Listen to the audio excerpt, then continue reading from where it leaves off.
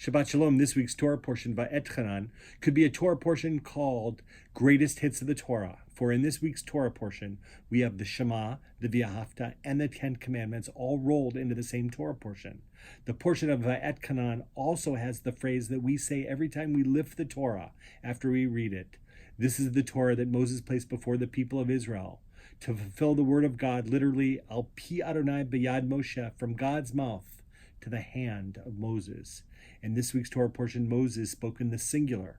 You shall love God with all your heart, with all your soul, with all your might. You shall love God, using the singular second-person form of you in Hebrew. But when are we ever alone? Love is more than emotion. It's a commitment to another. Even when we are physically alone, we are surrounded by our phones and our emails. Moses' aloneness at that moment, although not recommended for a lifetime pursuit, was necessary for his own spiritual growth. Can we schedule some time to be alone, to focus, to reflect, to hit the reset button? As summer winds down, did any of us have some solo alone time? Did we take the time we need to begin to do the work that's so important in our own lives? This parsha is overwhelming.